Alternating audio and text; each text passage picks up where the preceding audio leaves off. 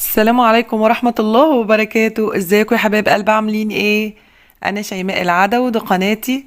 احنا ان شاء الله النهاردة هنعمل مع بعض فطاير سهلة جدا جدا. هنحشيها بالجبنة الفيتا. ده غير ان طريقة تشكيلها زي ما انا قلتلكوا كده سهلة جدا، مش هتاخد معاكي وقت ولا مجهود. شايفين شكلها يفتح النفس. واحلى حاجه في الفطاير دي ان انت تقدري تحشيها باللحمه المفرومه او بالشوكولاته زي ما انت حابه. بس احنا ان شاء الله النهارده هنحشيها بحشوه الجبنه الفيتا اللي موجوده في كل بيت. حابه تحشيها بالجبنه الخزين، الجبنه البراميلي، اي نوع جبنه انت حباه حطيها فيه. يا ريت بقى كل اللي حابب يكمل معانا الطريقه والفيديو. يا ريت ما تنسوش اللايك والشير والاشتراك في القناه، واهم حاجه تفعيل زر الجرس على كلمه الكل علشان توصلكوا كل اشعاراتنا بكل فيديو جديد هننزله ان شاء الله. ودلوقتي بقى يلا بينا نسمي ونصلي على الرسول ونبدأ في الطريقة. ودلوقتي بقى معانا أول حاجة في المقادير، معايا كوباية من الحليب الدافي. الحليب الدافي ما يكونش سخن يا جماعة، وده علشان الخميرة ما تفسدش مننا.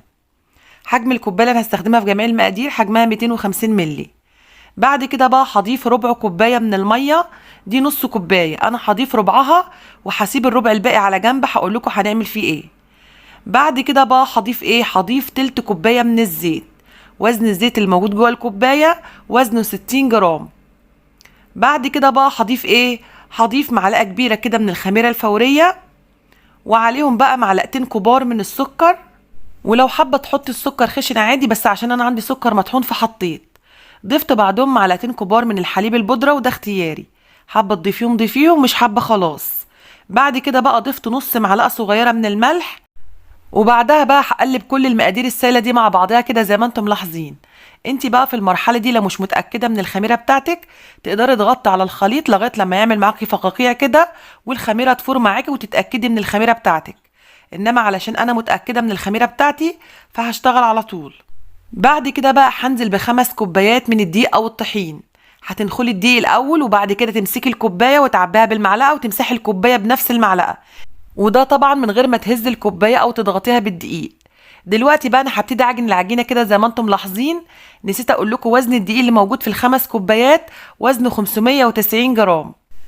ودلوقتي اكيد عايزين تعرفوا احنا هنعمل بربع كوبايه الميه ايه. هنبتدي بقى نحط فيها معلقه كبيره كده من الخل، وده علشان الخل محسن طبيعي لكل انواع المعجنات. انا دلوقتي عجنت العجينه، بس طبعا العجينه لسه محتاجه سوائل، لان انا محتاجه العجينه دي تكون طريه وبتلزق. فهجيب ربع كوبايه الميه واحط عليها معلقه كبيره كده من الخل، وهبتدي بقى احط كده على العجينه واعجنها. وكل ما العجينه تشرب شويه الميه اللي انا حطيتهم هرجع احط غيرهم. وطبعا الخطوه دي جميله جدا جدا ومهمه تعملها في اي معجنات، ان انت تبقي شويه ميه كده او شويه حليب لو انت هتعجني كله بالحليب، وتنزلي بيهم بالتدريج كده على العجينه وتشربي العجينه كده بالتدريج. الخطوه دي بتساعد ان المعجنات بتاعتك تطلع هشه وطريه، لان العجينه بتاعتك بتكون عرق، والعرق ده بيساعد ان العجينه تعمل خيوط كده وتطلع معاكي هشه كده وجميله. بتبقى العجينه خفيفه خالص زي الريشه، او بمعنى اصح المعجنات بتاعتك بعد ما بتطلع من الفرن بتبقى خفيفه كده ومش تقيله. ده غير كمان ان انت هتلاحظي وانت بتعملي بالطريقه دي هتلاقي العجينه بتفتح معاكي او لونها بيفتح معاكي كده، وبتبقى العجينه بيضه كده ولونها جميل. ودلوقتي خلاص انا خلصت ربع كوبايه الميه، وشايفين لون العجينه عامل ازاي. ما شاء الله لون العجينه بيتكلم عن نفسه، مش محتاج كلام. الطريقه دي جربوها ان شاء الله في المعجنات، هتبقى طريقه جميله جدا جدا وناجحه لو انت اول مره تجربوها. دلوقتي بقى زي ما انتم ملاحظين انا خلصت العجينه. هبتدي بقى احط عليها معلقه صغيره كده من الزيت، ما نكترش من الزيت. وهبتدي المها بقى واحطها بول اصغر شويه، وده علشان تخمر معايا بسرعه. طبعا العجينه دي هتاخد معاكي كده من ساعتين لثلاث ساعات لو انت في فصل الشتاء، انما انت لو في فصل الصيف هتاخد معاكي كده حوالي نص ساعه. بس حابه اقولك برضو حسب المكان اللي انت هتحطيها فيه. لو المكان دافي هتخمر معاكي بسرعه، ولو انت حابه العجينه في فصل الشتاء تخمر معاكي بسرعه، جيبي حله وحطي فيها شويه ميه دافيه، وحطي البوله فيها وغطي عليها بغطاها، وحطي كده على الحله بطانيه او دفايه. هتلاقي العجينه خمرت معاكي مسافه ساعه او ساعه ونص، كانك في الصيف بالظبط. بس طبعا خلي بالك وانت بتحطي الميه لازم الميه توصل لغايه نص البوله بس، يعني ما تكونش اعلى من نص البوله، وده علشان ما تخشش في العجين طبعا. دلوقتي بقى زي ما انتم ملاحظين العجينه خمرت معايا ما شاء الله وملت البوله. هبتدي بقى اهبطها كده، وهبتدي بقى اقطعها على قد القطعه اللي انا عايزه اعملها. انا هقطعها كده على شكل كور. الكوره هتطلع 70 جرام يا جماعه، للناس اللي بتحب تعرف ميزان الكور قد ايه. انت بالنسبه لك بقى حابه تكبري الكور عن كده زي ما انت حابه، حابه تصغريها شويه زي ما انت حابه برضو، بس لو هتحشيها جبنه الحجم ده مناسب جدا جدا. طبعا انا عملت معاكم معجنات كتير قبل كده على القناه، هسيبها لكم في قائمه التشغيل تحت في صندوق الوصف، يعني هتدوس على قائمه التشغيل هتخش على المعجنات كلها اللي على القناه. وده طبعا للي حابب يتفرج على معجنات تانية او مقادير تانية للمعجنات او طرق مختلفه تانية. دلوقتي بقى انا هحط العجينه تستريح لمده 10 دقايق بالظبط وهبتدي اشتغل فيها على طول. عايزه اقول لكم ان المقدار ده هيطلع معاكم 16 واحده بالظبط يا جماعه، وطبعا حجمها كبير زي ما انتم شفتوا كده في اول الفيديو، يعني مش حجمها صغير، ما شاء الله يكفوا عيله. ونسيت اقول لكم ان انا دهنه الصينيه كده دهنه بسيطه من الزيت علشان العجينه ما تلزقش في الصينيه. يستحسن ان انت ما ترشيش دقيق او طحين تاني، وده علشان المعجنات بتاعتك تطلع طريه وهشه معاكي. دلوقتي بقى انا هغطي عليها زي ما انا قلت لكم كده واسيبها تستريح لمده 10 دقايق. هنيجي بقى لخطوه الجبنه. طبعا زي ما انا قلت لكم كده تقدروا تحشوها باي نوع جبنه انتوا حابينه. انا هستخدم النوع ده النهارده من الجبنه، وهبتدي بقى احط عليه كده معلقه كبيره من الزعتر. وطبعا ده اختياري، حابين تحطوه حطوه، مش حابين خلاص. الزعتر يا جماعه بيبقى طعمه جميل جدا جدا مع الجبنه، وما تخافوش هو زعتر ناشف، بس لما بتعجن مع الجبنه بيطري كده وبيبقى طعمه جميل. انت بقى لو حابه تحشي المعجنات اي حشوه تانية انت حباها زي ما انت حابه، تقدري تعملي بطاطس مسلوقه كده وتهرسيها وتحطي عليها التوابل وتحشي بها الفطاير. وتقدري برضو تعملي اللحمه المفرومه على الصاج، يعني تسويها وتحشي بها الفطاير برضو. اي حشوه انت حباها حطيها. وزي ما انا قلت لكم في اول الفيديو اللي حابب يحشيها شوكولاته يقدر يحشيها، بس بلاش نوع ماكس تيلا ده يا جماعه، عشان ماكس تيلا بتتحول كده لسكر مش بتبقى حلوه في الحشو. ممكن تقدري تحشيها شوكولاته طبخ عادي خالص، هي هتسيح جوه العجينه.